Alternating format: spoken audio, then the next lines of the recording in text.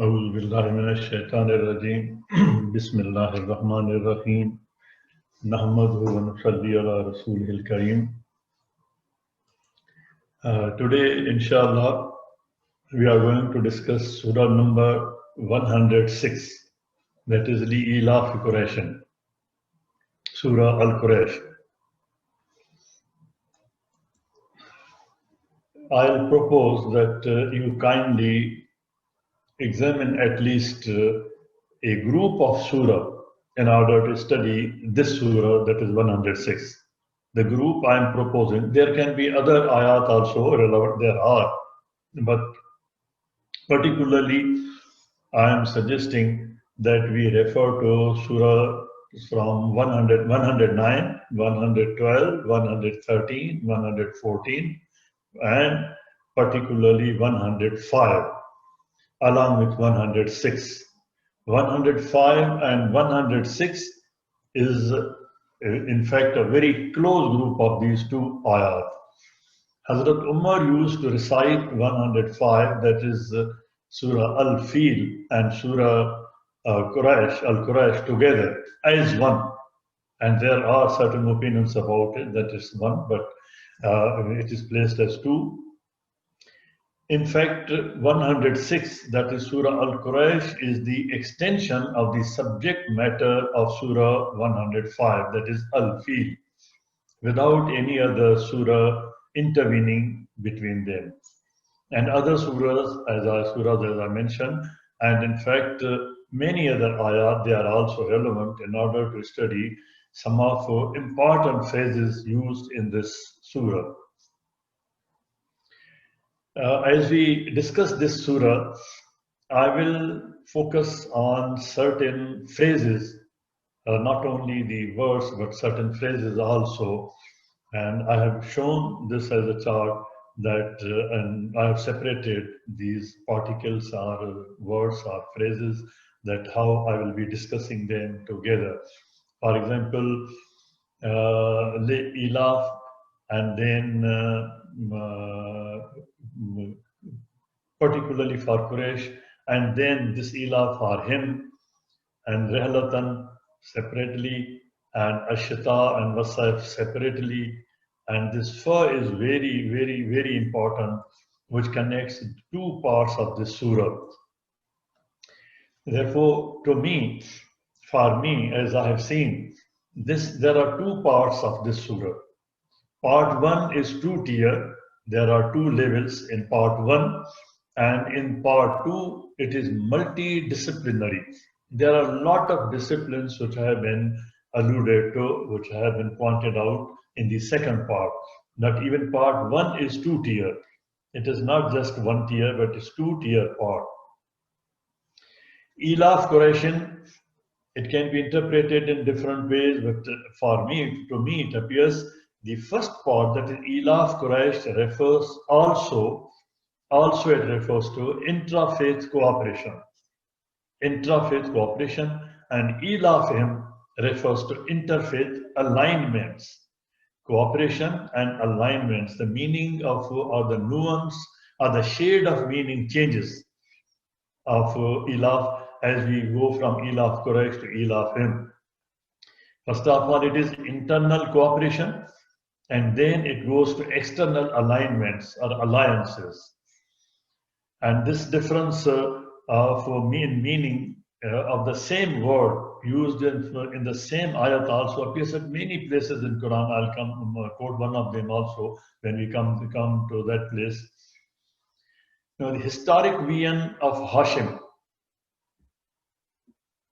the forefather of our Prophet, peace be upon him,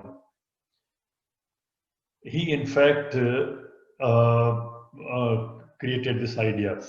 Quraysh harmonized their internal solidarity. Some translators have translated Ilaf as solidarity. He harmonized Ilaf Quraysh, that is the solidarity, the internal solidarity of the Quraysh with their own economic welfare. It's not only association or cooperation of a tribe just for existing or living or for some other purpose, because as many people, many tribes form many bands and many groups, that their cooperation, internal solidarity was for their own economic welfare and in the external circle, and they created harmony with trade interests of external alliances, external alignments, that is ilafihim. First was the cooperation within Quraysh, and then the extended cooperation with the outer circle, that is their ilaf with other tribes, their ilaf with other tribes of other states and tribes for effectively realizing their politico-economic goals. It was not just the trade, just religion. It had a wider perspective and wider objective as we go down and we study these things also. The Quraysh trade changed the regional economy. At that time, they had a global effect. They changed the entire global trade of the world. And integration of tribal economy, they integrated the tribal economies into a regional economic system. At that time it was the most important development of the world. As today, for example, we say China is emerging as a great market, and there are certain other events taking place. At that time, globally, at the juncture of three continents, at the juncture of the known world, it was one of the greatest events of that time, the economic events of that time. Polity is an identifiable political entity. In a broader sense, Ilaf was a polity. And what is polity? It is an identifiable political entity. This is the definition of polity. That is a group of people with collective identity, takarrush. That is why they are called Quraysh.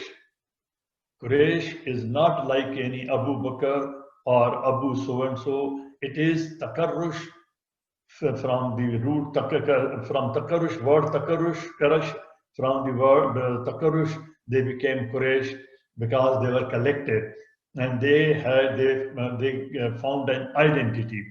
A group of people with collective identity, that is takarrush, coming together and forming an association. That is why they were called Quraysh. So as a tribe, they came together to form a takarrush, Quraysh, they were Qurayshi, and then when those brothers joined together, they formed an Ilaf.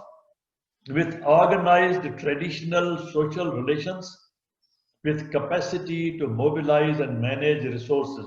These are the goals. These are the functions, you can say, of the polity. They became a polity for realizing their common goals. As polity, it is also necessary, one more important factor, and you will find that they were so intelligent that they did that also. As polity, form of power structure was also defined. They defined the power structure within this Ilaf Quraysh, that how they will work. There was a power structure. That is why they were able to decide many matters and deal with the global trade. Any group created on the basis of exclusivity doesn't last longer. You have seen many religious groups. They form on the basis of exclusivity. You can't enter their religious, for example, places of worship. You can't go there. They don't include you by marriages. They don't include you socially. There is a social distance. And they keep the social distance.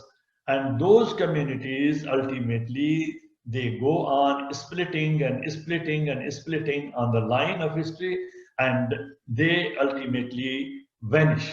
There are hundreds and thousands of examples of those communities which were flourishing otherwise, and Quran has given examples that they were flourishing, but when they went for exclusivity, they vanished.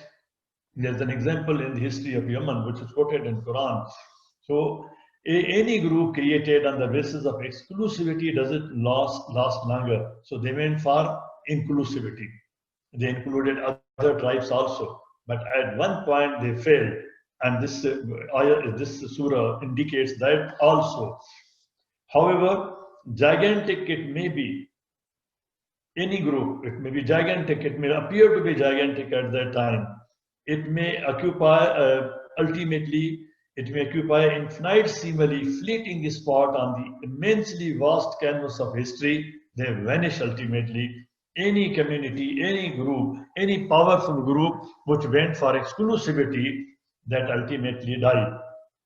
So Quraysh, when they became inclusive, at the same time, they did not go for the exclusivity.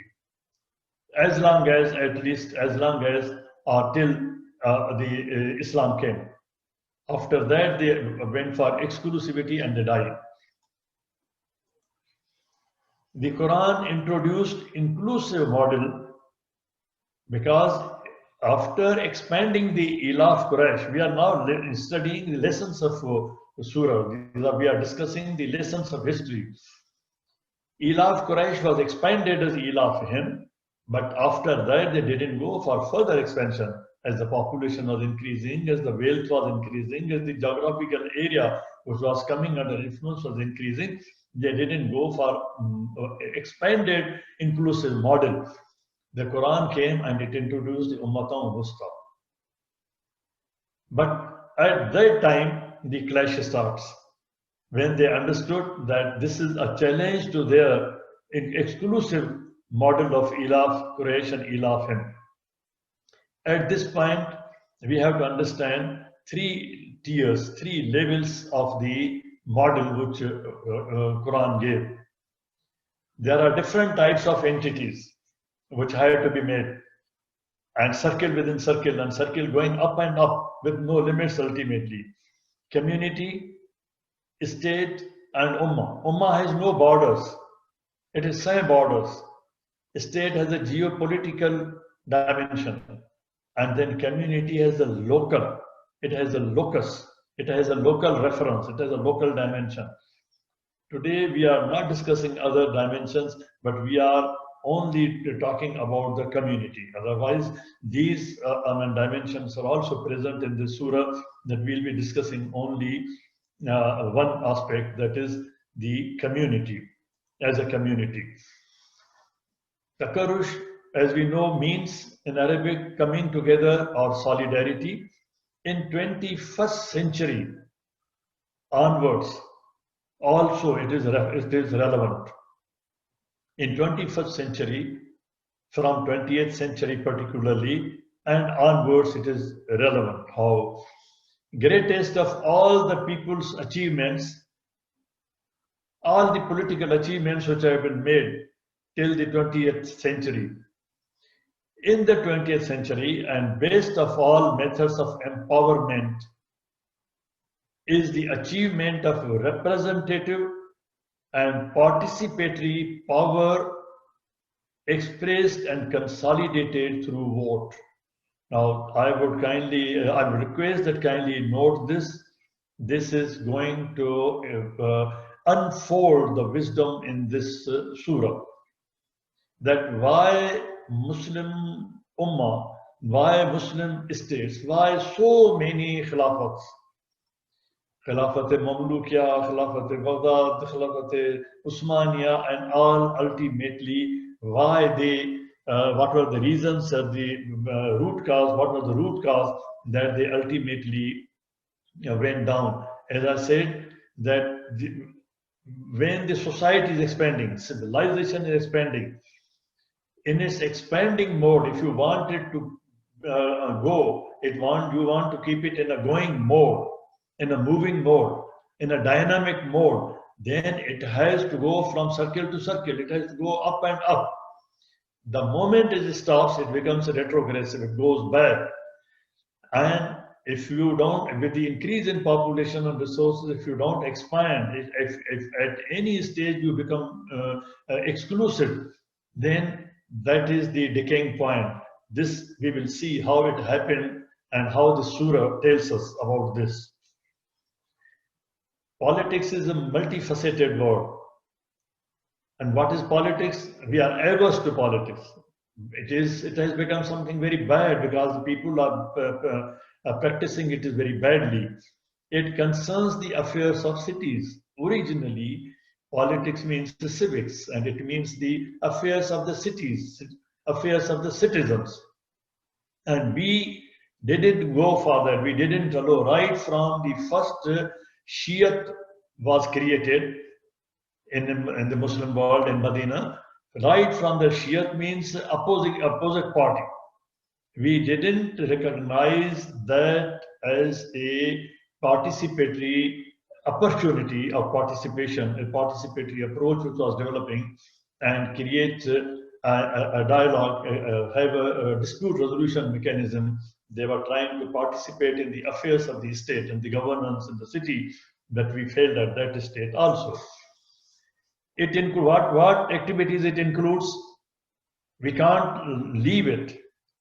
If we want to remain the citizens and the affairs of the cities, we have to look after and deal with those activities associated with the governance, activities pertaining to the relations with the people and the parties, activities associated with decision making and relations between individuals and groups, distribution of resources. All these things depend on this politics, which we did not grasp. The process which I started in ELAF, which was ultimately taken over and diverted by another phenomenon we come to discuss, that is Asbir, and how it was diverted, and we didn't come to participatory approach. We didn't come to representative approach. We didn't come to vote. We went for Asbir. I'll come to that to discuss that. So this is so important, that how this decision making takes place for distribution of resources, for any decision making which pertains to the populations or citizenry.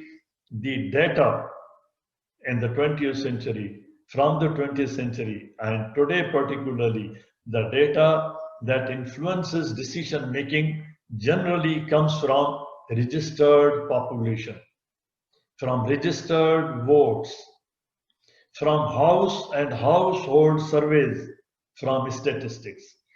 If any group, any people, anywhere in the world are not participating in the data, in the formation of data, in the building up of data, for example, by registering themselves or by registering their votes or by casting their votes, they will not get their due share. They will not get the attention. They will not get, and then they complain. This is what is happening around the world.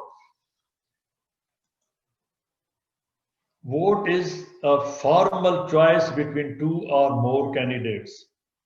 There were candidates at that time. When Ali and Usman were called for interview, who should be made the caliph? There was a choice. And then it was a question of vote. The committee was appointed. But after the committee, we find that on both occasions, at the occasion of election of Ali and election of Usman, the committee and the process and the vote, that was not allowed. It failed. Formal choice between two or more candidates or courses of action expressed by, now the nation said, refined it over a period of time. Today, this choice is expressed through ballot, show of hands, voice, and nowadays also through different technologies in different ways. And system, as a voting system, it is now a set of rules that determines how voters could vote. In all the khilafat, all the states which were formed in the history, we never did that. We have never found any voting system. And we, instead of expanding the circle from Ilaf to Ummatan Wusta and then to Ummatan, and then going further for interfaith and including everybody, everything, we rather depended on other things which was influenced by Asbiyat. I'm coming to that also. There are different electoral systems. If you can adopt any one, it's not prescribed in Quran that you go for king a particular system. What appears from here is that we are not participating in the important things right from the beginning. That is why we are lagging behind. Now, topics which we are discussing, in order to understand these general things which I have mentioned, these are general things. The topics which are discussing in this surah, which will expose these, explain these topics, are how Quraysh became Elaf, how this politics started, how the vote started, and how Elaf Quraysh developed as Elaf him. Then why cargo container trade? Rihlatan.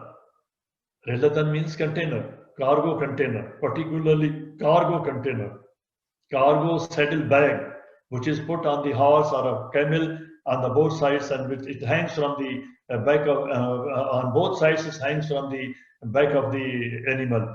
That is saddle bag, rihlatan, cargo container. It would not be a feasible project. It was, if it was only winter or it was only summer, it would not be feasible. Allah subhanahu wa ta'ala could have mentioned the whole year, but he has mentioned winter and summer. Why? That is very important, extremely important in the surah. How Elaf was formed, or how Elaf was developed, then it contains two more points in it. The challenges during Prophet's mission. The challenges during the Prophet's mission came from, particularly from these Elaf Quraysh and Elaf him. When these ayat were revealed and Prophet migrated, we find that during the earlier period of his stay in Medina, he practiced, he followed, and he drew the wisdom from these surah, and his all policies were based on this. His mission to Badr and his other scouting missions which he sent Saraya, they were all revolving around the wisdom of this surah. And the impact is still haunting. This Elaf, when it turned into Asbiyat, it is still haunting us, because they didn't take the course of politics. It didn't take the course of vote. It went the way that is called Asbiyat, and it is still haunting the Muslim history. The Rihlatan cargo container I mentioned, not simply around the year, but summer and winter, seasonal trade trafficking. Seasonal trade trafficking. Cargo container, as I submitted, we have already translated this as saddle bags. When in Surah Yusuf, Surah 12, this word has been used at different places. And there it has been used in the sense of saddle bag or the cargo container, the bag which contains cargo, bag which contains cargo. So these are cargo containers. At that time, camels were used as the cargo transport. Now there's a great inference in Rabba Hazal Bag. This is, I think, the most important phrase in this surah. It will take a separate discussion, so maybe we are not able to discuss it today. And then the inferences of the phrase at'amahum, not rizaqahum, at'amahum, ta'am, food, feeding. And then what is the socio-economic nexus or connection between Khawf and Ju? What role it has played in the world history? Khawf and Ju. Quran is mentioned at different places. So these are great phrases which have been used in this surah. It starts with li'ilaf. The Qamus says, and there are many other lexicographers, they say that it also expresses wonder. It is a wonderful act, a political act, politico-economic act, a geopolitical act at that time, that the Elaf was created. And then the same particle we again find le yabudu. These two, le yabudu and le ilaf. These two parts are connected, two parts of the surah connected by fa. Fa le yabudu. The ilaf, there are different meanings. I'll not go into the lexicography because I'm trying to cover the historical side. It has many meanings: to join, to form a friendship, and to combine together, to incline to friendship, familiarity, so many other things: sociableness, companionableness, amicability. There are so many other things. But at one place, some dictionaries also say that it includes the meaning of protection.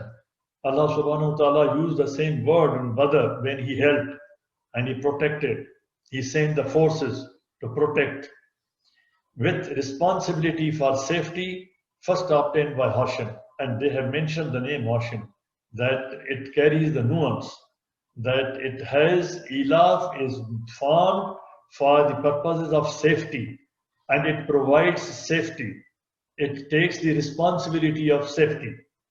That is why it has reference to safety. So this ilaf is not just a cooperation. It has a geopolitical and econopolitical, politico-economic nuance.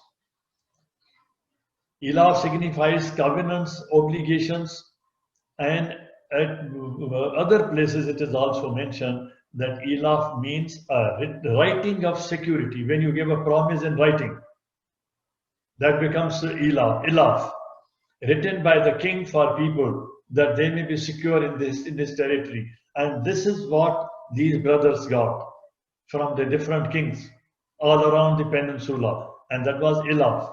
That is why they are called ilaf.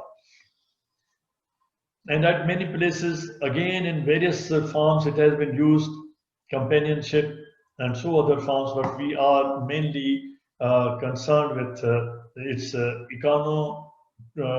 geopolitical nuances. Putting many things into such a state, combining them in such a manner that one name becomes applicable to them, like Quraysh, Takarrush. You bring so many things together, you unite them in such a way, through a covenant, for example, that they look like or they act like one, unitedly. This is in the meaning, and this is the ilaf which gives this meaning, that how it was created and how it operated.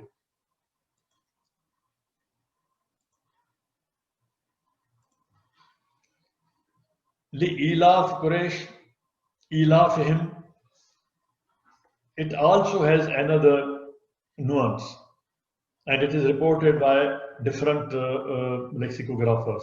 According to one reading, it adds the meaning, besides security, it adds the meaning for preparing and fitting out men and beasts in the journey, putting the camels together, the mules together for the journey, for trade journey.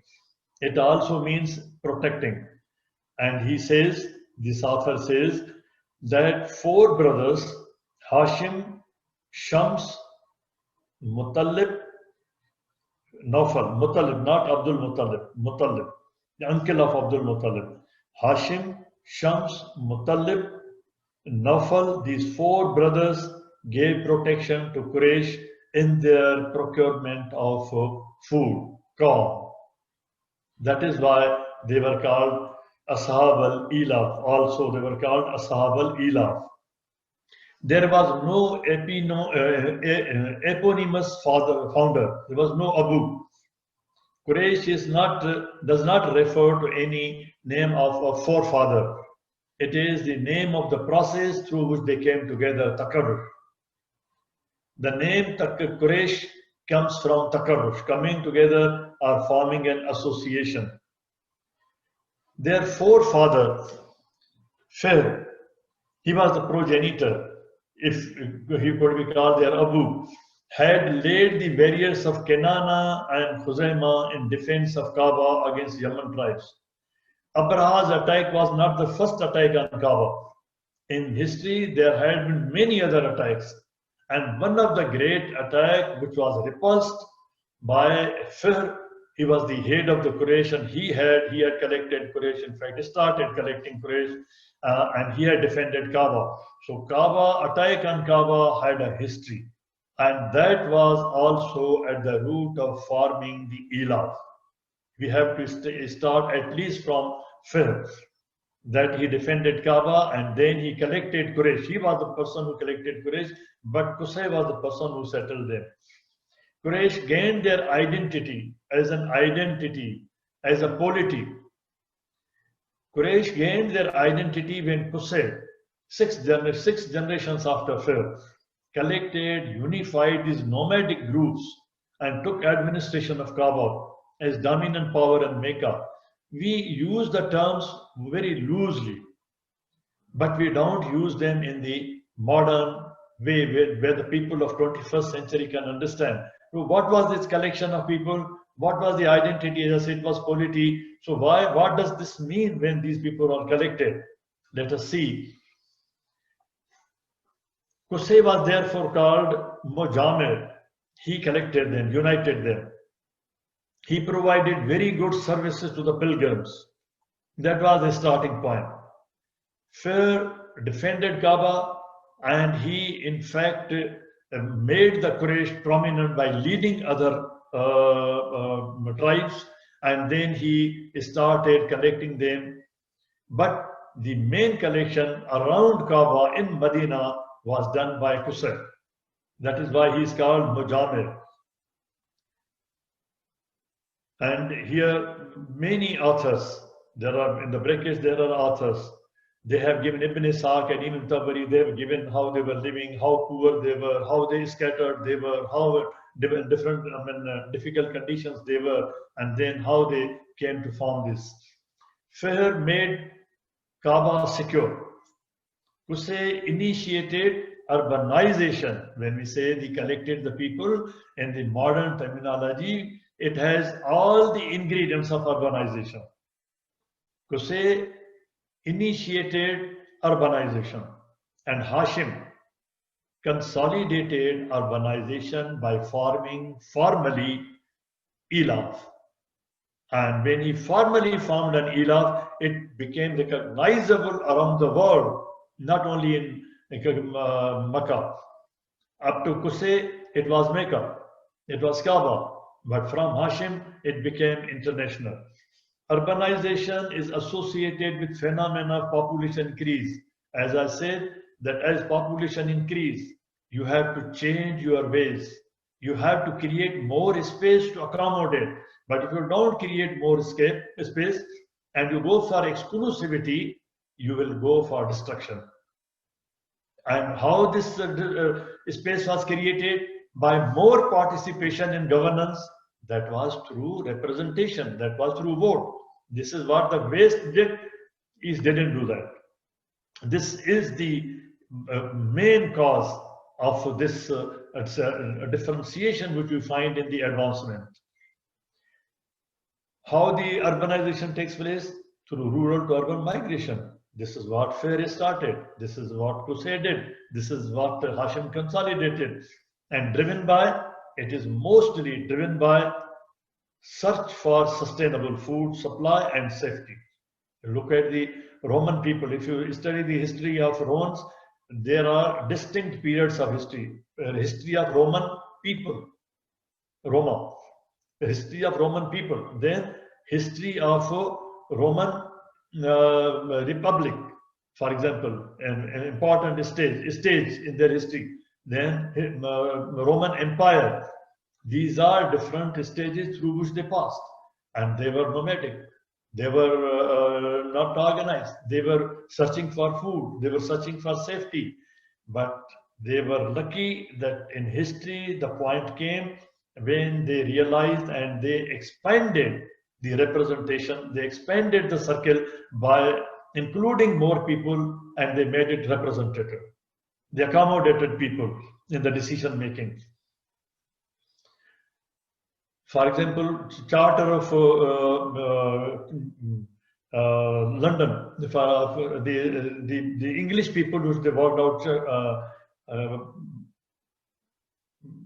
they also worked in this direction. French also worked in this direction. But we are now focusing on this. I think I should not go from this Roman to other phenomena. Asbiyah and Ilaf, historical lessons. How we diverted from Ilaf to Asbiyah. Ibn Khaldun, I'm quoting Ibn Khaldun. Ibn Khaldun has analyzed history and given historical account, and he gives this opinion on this. It's not my opinion only. There are other scholars also. There are two concepts of social life, which this surah is explaining. Ilaf Quraysh and Ilaf him. Umran Badawi, nomadic tribes, up to Fihr, nomadic tribes, they have simple culture. And then the sedentary people, the urban people, they have complex culture. These are the two tiers which are discussed here. Ilaf Quraysh and Ilaf him. The nomadic character, and then they become the urbanized people of Mecca, and they trade with the entire world. Nomadic tribes are used to hard conditions given to gallantry. They are given to gallantry. They provide their own defense. They provide their own security. They have a strong asbiyat at the same time. It is the group feeling, asbiyat, group feeling, that brings them together, takarrush. It was the asbiyat basically which was working when Fihr was trying to collect them. And that unfortunately continues. And that continued. And that harmed Islamic history right at the beginning. They had a strong asbiyat. And asbiyat is the source of unity and agreement, yes. But as I said, that the circle expands with population and resources. You have to expand your space for accommodation. Don't go for exclusivity. Since nomads mostly retain tribalism, in fact, tribalism is another name of asbiyat. They retain negative characteristics as well in tribalism. Places that succumb to Bedouins, and we have seen in the history that how brutally they fought. Even the first wars, how brutally they fought. They are very hard people. The nomads all over. The Roma, as they fought in the first and initial period of their history. Complex lessons of asbiyat and authority. The goal of asbiyat is to establish royal authority ultimately. They grab authority, they centralize authority, they become Unitarian, they subdue all other people. And in this subduing all other people, they don't allow anyone else to rise. This was asbiyat, not ilaf, of the Quraysh, which was not allowing anyone else to come up from there, even from their own family as a prophet. They said, why not from the chiefs? Why not from so-and-so who had the wealth? They would not allow anyone else to come up and stand up against them. Royal authority means, then it means to rule by force. And in our history, we see in empires, our rulers, our emperors, they chose to rule by force. Look at Muawiyah. Look at any caliph. They chose to rule by force. Weakening of the people. Ultimately, they realized that this asbiyat is working against them. So what they do, they try to weaken the asbiyat of the people, but not the asbiyat of the ruling class. For example, Harb and Abu Sufyan, they were not so enlightened to work against asbiyat. They wanted to retain their asbiyat, whereas they wanted to curb the asbiyat of other members of their, even in their own ilaf. They wanted to curb them and disarm them. Thus, despotic dynasties tried to maintain authority and military might by employing foreign mercenaries. Kindly take the history take the page from history of Mamluks. Mamluk means those who were the slaves and they gained power. Look at the history of Janissaris, those who were ready to lay their lives for the emperor, for the Khalifa, and they took over the power in Sham and everywhere. Look at the slave dynasty of Mughals in India, Muslims. Kindly see how these slaves came to power. Because these rulers engaged these mercenaries in order to curb the power of those people who were around them, their own people, their own Ilaf, who had raised them to this status that they had to hire the mercenaries. Though in the long run, their rule deteriorated. So instead of expanding the circle for representation, for a representative form of governance, for participation, which ultimately led to vote, they went for asbiyat. And in that asbiyat, they even destroyed their own ilaf. History shows that those states emerged as advanced as in the West today, who, while disarming their public from asbiyat, Roma, give up Roma, leave Roma now, and their weapons, be civilized, gradually empowered them through soft power. Gradually, it took a lot of time. Magna Carta, it was not for the vote. It was for the trioca. It was for the Pope, for the king and the nobles. They shared power. But at least first step was taken. A principle was recognized that the power has to be shared. That was the beginning. It was not for human rights. It was not for men rights. It was not for women rights. It was not for vote. It was not for democracy. But the first principle which was recognized, that the power has to be shared between Pope, the king and the barons. And then the charter which was signed in France, the Charter of Men, the rights of men, it doesn't talk of women. It doesn't talk of democracy. That was another step. That men generally, their power was recognized.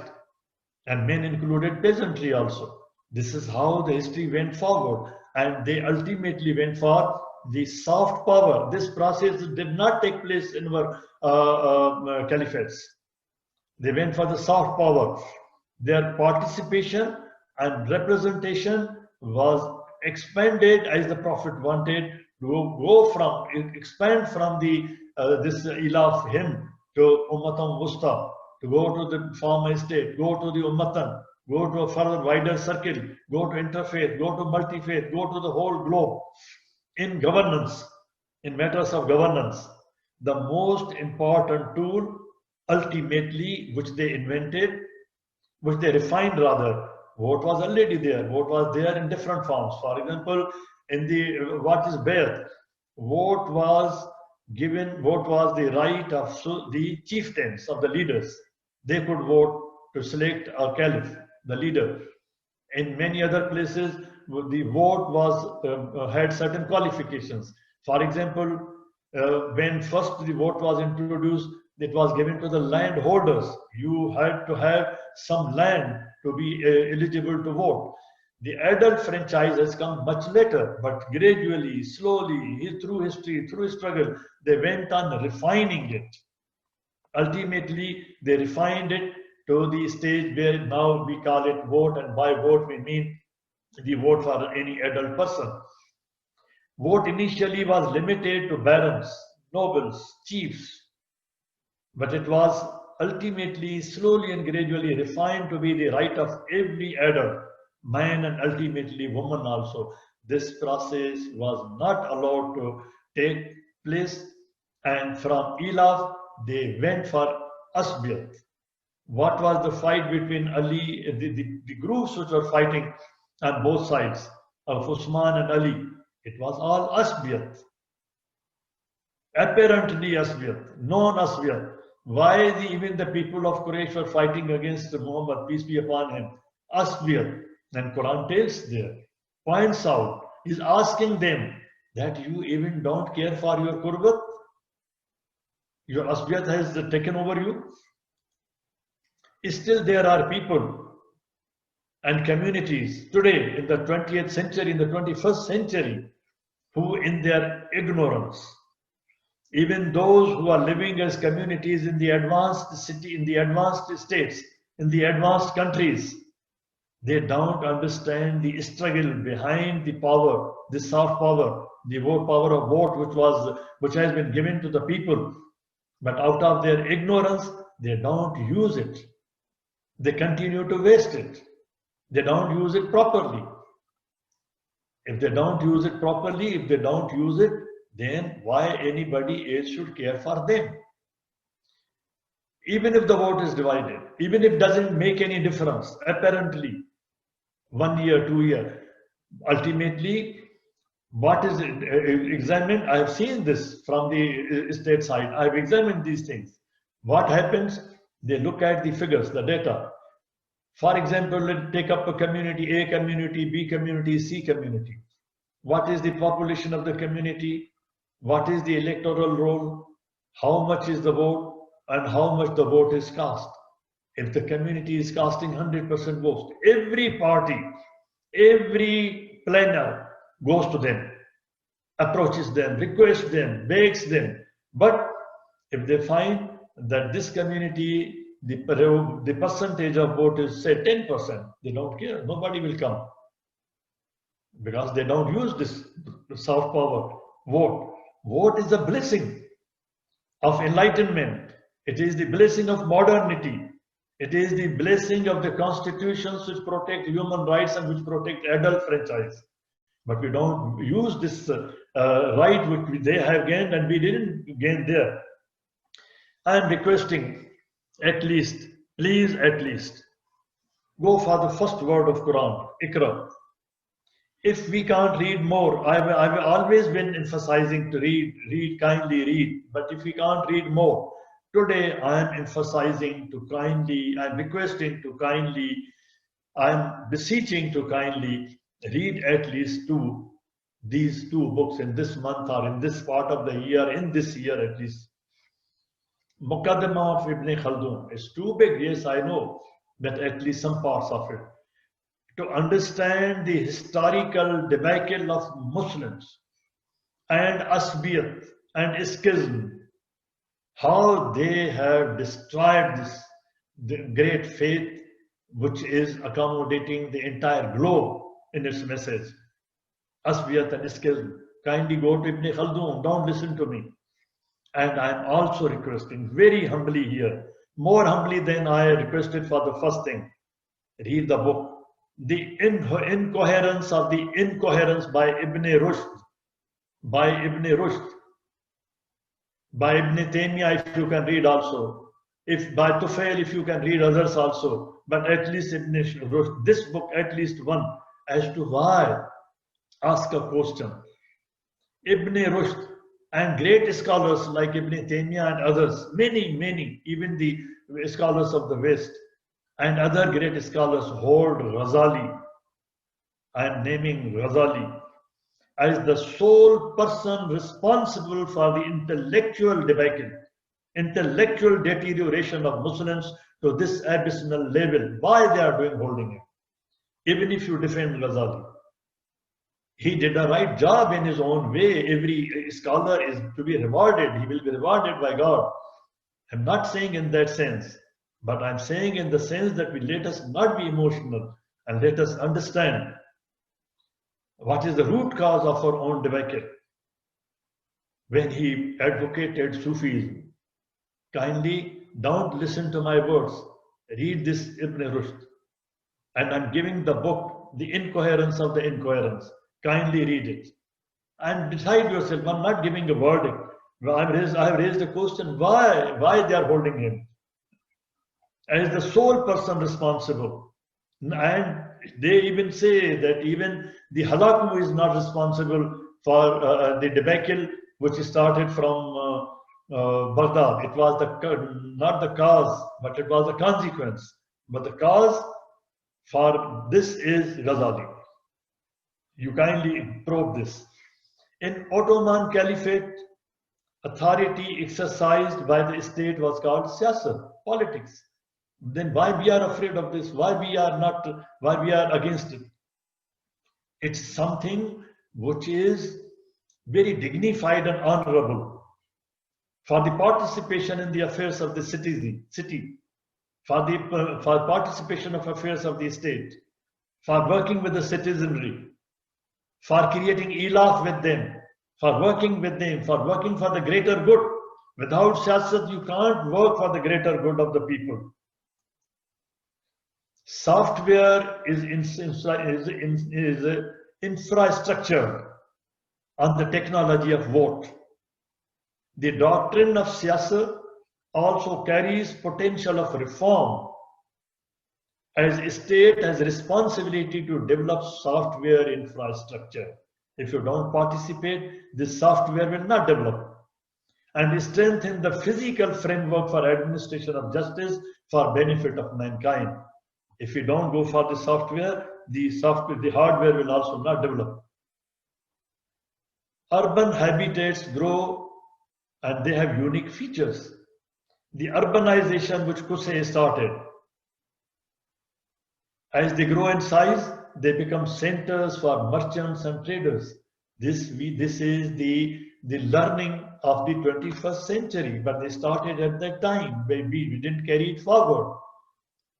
Urban habitats have very strange, very unique features.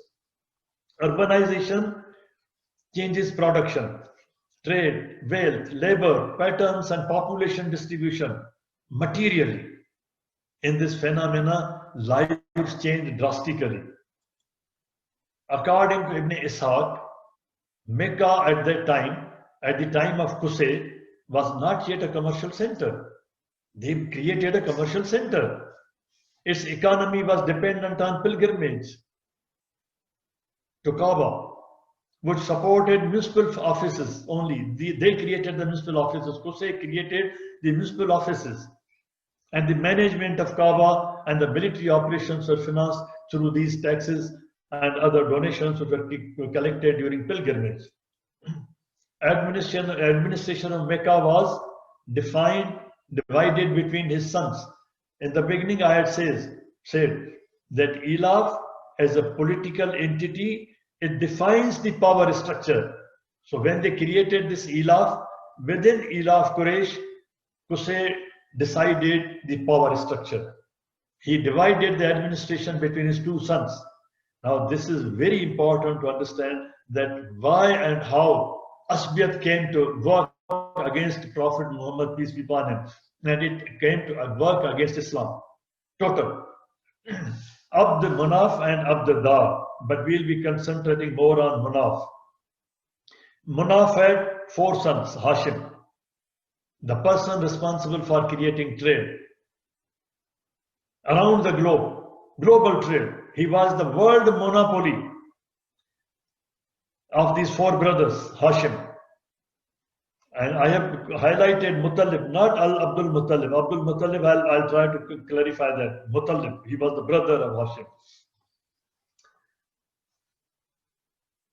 Abdul Manaf died in Raza, Palestine. He had founded the Ilaf, Solidarity, as I've already mentioned. I've already mentioned many things before. If you want, kindly you check up yourself also. But as the history shows, this is just a clarification. Everything is subject to your verification. Shaiba was called Abdul Muttalib. Abdul Muttalib was a nephew of Muttalib. Son of Hashim, my nephew of Muttalib was known as Abdul Muttalib. His name was Shaiba. Abdul Muttalib's father Hashim. This will show how the Asbiya came up, how the Asbiya cropped up, and they dominated the Ilaf. Abdul Muttalib's father Hashim, he married in Medina while he was on a trip, his trade trip. And then he went to Gaza. The wife remained in Medina, and Sheba was born there. After Sheba's father's death, that is Hashim's death, he was raised in Yasrib as Sheba. After the age of 8 years, he was brought to Mecca by Muttalib. Since Muttalib brought him, and he brought him first time, they saw a young boy, a beautiful, handsome boy with him, and they saw that they usually, when they went abroad, they used to buy the slaves also. They used to bring slaves also. The people generally thought that he was their slave, although he introduced that he's Sheba, he is the nephew. But still, he came to be known as Abdul Muttalib, the slave of Muttalib, the slave of his nephew Muttalib. He was son of Hashim, but he was nephew of Muttalib. That is how he came to be Abdul Muttalib. On arrival in Mecca, I've already mentioned this. It is very important to see that how this asbiyat was working. When Abdul Muttalib was made in charge of Kaaba, the other candidate was Harb, father of Umayyah, the great grandfather of Abu Sufyan. There was dispute between Abdul Muttalib and Harb on the election to the position of the custodianship of Kaaba. There were certain speeches. The chiefs made these speeches, and the speeches of the voters. The chiefs were the voters. The chiefs had the vote, not the common Bedouin. The speeches of the voters at that time, which have been recorded, they are available in the Muslim history. The speeches of the voters highlighted Abdul Muttalib's personal caliber and excellent services to the community while pointing out to the vices, as Hussein pointed out toward the vices of Umayyad, to Muawiyah. Similarly, in those speeches, they pointed out towards the vices of Harb, and they pointed out towards the virtues of Abdul Muttalib. So this friendly tug of war was not new, it was continuing. And it was continuing because of the asbiyat. Even the ilaf could not dominate it. His asbiyat is so strong. Banu Hashim held the rights for management of pilgrimage hereditarily. These were the hereditary rights. Even when Banu Umayyad ultimately became the strongest, but still somehow the Banu Hashim were able to maintain the control of Kaaba. But although they always opposed them, and at some points they tried to control that common part also. Hashim planned trade based on Ilaf. He planned the trade based on Ilaf between eastern countries and Syria and Egypt, and supply of necessities of life, that is food, not resources. When Ibrahim alayhi salam was making a prayer along with Ismail alayhi salam, he was raising the kawaid, the plinth. Can you keep this in mind? And we'll discuss it when Abraha came to destroy Kaaba, why he brought the elephants. So when he was raising the plinth of Kaaba, the kawaid of Kaaba, at that time he said, he prayed and beseeched Allah subhanahu wa ta'ala that I brought my family in this land which has no resources. It is ghair zi zarain, it has no potential for agriculture. Yet give them food, give them samarat. So you find that even till today, they are getting food, even though they don't have the agricultural potential, much potential. Although it's not impossible, but not till today, they have not improved it to that extent. Syria and Egypt and supply of necessities of life for Arabian tribes living by the trade route, making Mecca the marketplace. This was a plan, a conscious plan, an intelligent plan, which he made. And then we find in history that they also knew that their trade will be challenged. because they had read their history. Quraysh trade was challenged by Greeks also.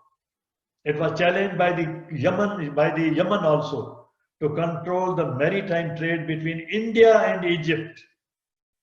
Not only the Arabian Peninsula. It was not only the fight against Kaaba when Abraham wanted to attack. Abraham was the center, the Kaaba was the center of gravity, but this was the cause. However, Quraysh trade persisted while Greek naval trade dwindled. And this is the quotation from the Cambridge history. Hashim planned trade based on two tiers, Elaf Quraysh and Elafim. And these two tiers within Quraysh and the external sphere, but I have summarized it in fact in the beginning. Then he formed Elaf Quraysh as a consortium, not as a corporation. There's a difference between corporation and a consortium. Corporation is an entity, it is one entity. But consortium is a group of entities, group of corporations and companies. Elaf within Quraysh, there were main companies. Hashim's company, Shams' company, Muttalib's company, Nofil's company. In history you read that camels of Abdul Muttalib were taken by Abraha's armies. And there were hundreds of camels. What they were doing with their hundreds of camels? Each family of Elaf Quraysh had hundreds of these transport machines of that time. These hundreds and thousands of machines in this family with hundreds and thousands of slaves, they were working for the international trade. Hundreds of camels, each brother and each nephew having hundreds of these transport. But yet it was not only a transport company, it was a consortium of trade. Main companies were these four brothers. And then this trade company, we find that developed a cartel. And this cartel dominated and became the monopoly, not only in the Arabian Peninsula, but in the globe. Trade monopoly. And then they developed it, and we find references in Quran. Why riba? Why other references? Why there are other references, I'll discuss that also. They became financiers. They controlled money market. They were lending, and they were also taking investments. They created capitalism of that time, and Quran came as a reform, as a revolution. There's something. Okay. So there are different types of business which are discussed. We have not discussed in detail, but they were conducting all these and all these subtypes also. Tijaratan and Tijaratan Hajratan, and different types of buy and different types of then. They were the traders, they were the transporters, they were the businessmen, they were the financiers, they were the investors, and they were acting as a bank also. They were taking investments. But these terms were not used there. They were using their own terms, own terminology. They were also called Ashab al-Elaf. These brothers, these partner brothers, sought certain privileges, written privileges. From Hashim got from Syria, and Shams got these privileges from Najashi, from Abyssinia. Abdul Muttalib got from Yemen, and Nofil got from Iran. These four brothers covered the four corners. They got the privileges secured from these empires, from these places. Look at their diplomacy at that time, the way they work. It's not easy to enter the palace of the emperor and get these privileges, as the East India Company got from Shah Jahan, from his daughter, from his son. The brother partners obtained again security. Hashim got the security from kings of Greek, Romans. Then Nofal got the security from Kisra, Iran. Shams got from Najashi. Muttalib got from Himyar, from Yemen. So it was not only the privileges, but they got written security. And you have seen one of the meaning of Ilaf is the writing of a security document for you when you are traveling and trading. And then they concluded politico-economic alliances. That is why I am calling them polity. Quraysh concluded political and economic alliances with Bedouin and also with other empires.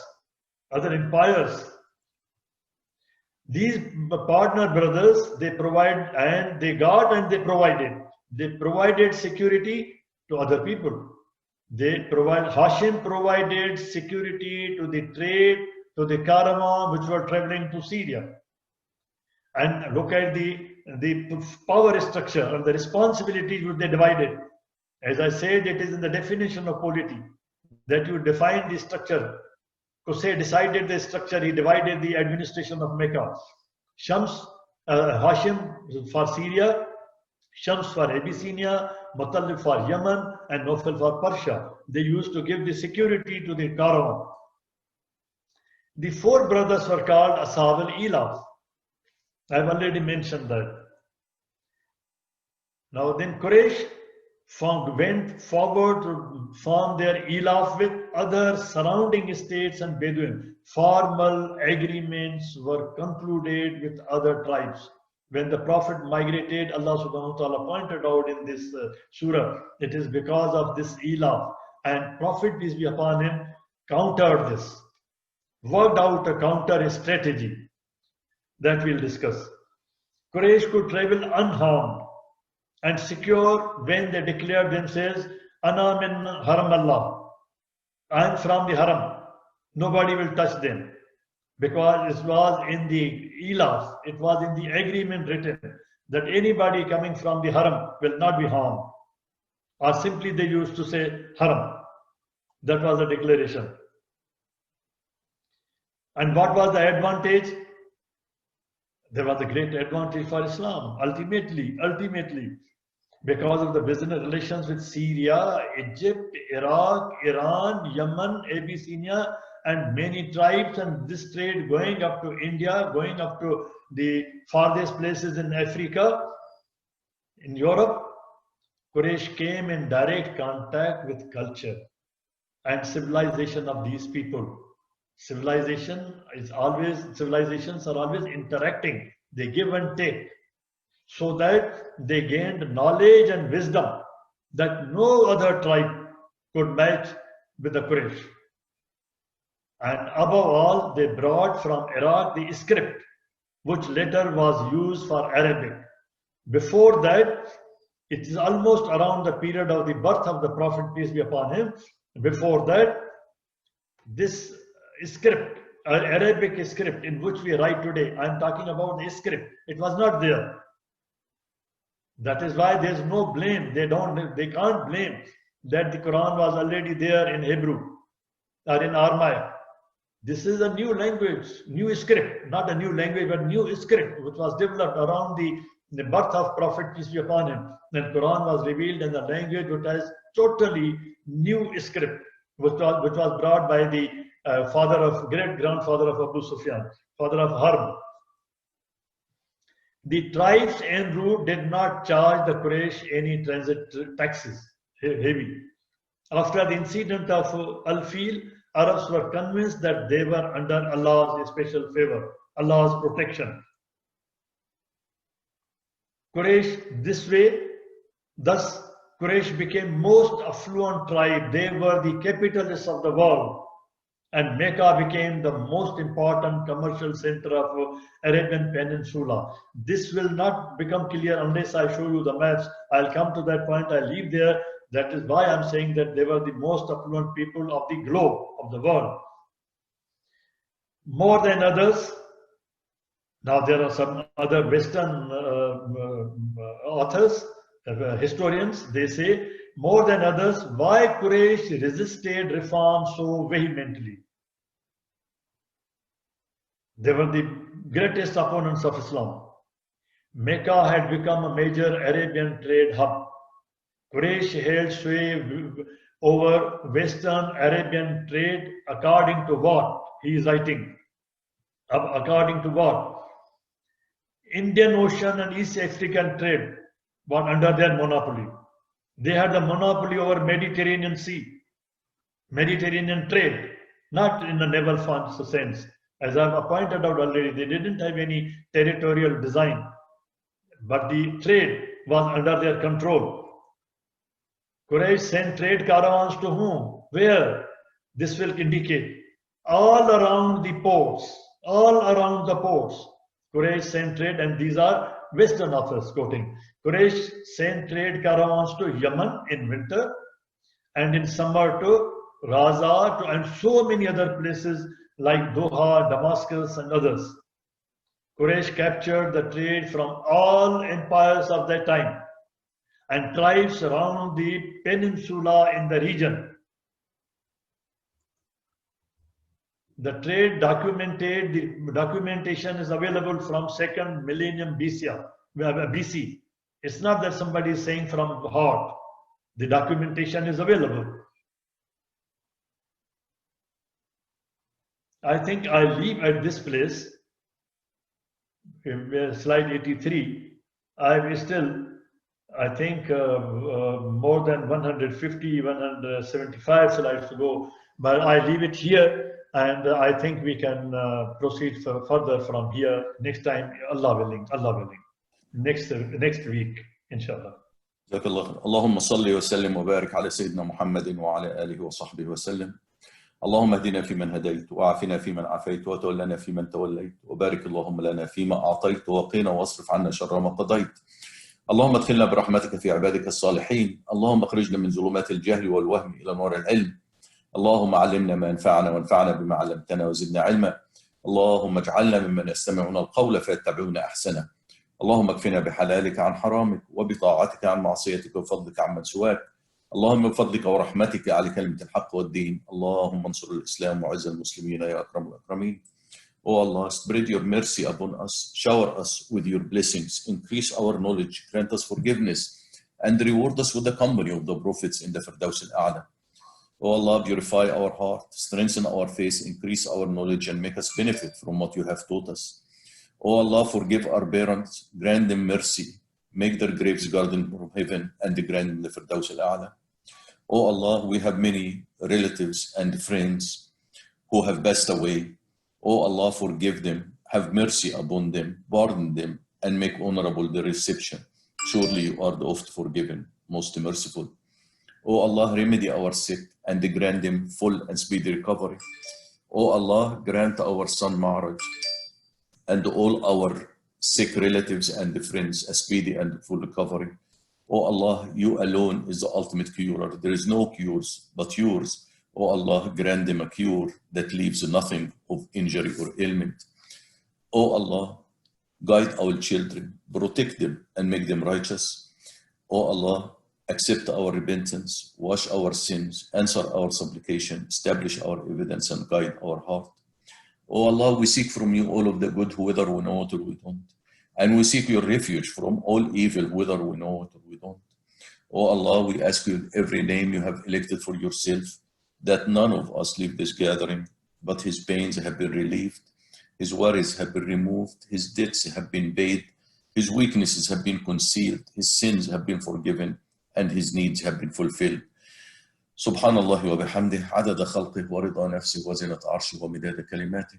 Subhanallah wa bihamdih, adada khalqih wa rida nafsih wa zinat arshih wa midada kalimatih. Subhanallah wa bihamdih, adada khalqih wa rida nafsih wa zinat arshih wa midada kalimatih. Wal asr, inna al-insana lafi khusr, illa alladhina amanu wa amilu as-salihat, wa tawasaw bil haqqi wa tawasaw bis sabr. Wa akhiru da'wana alhamdulillahi rabbil alamin. والصلاة والسلام على خير المرسلين. اللهم صل وسلم وبارك على سيدنا محمد وعلى آله وصحبه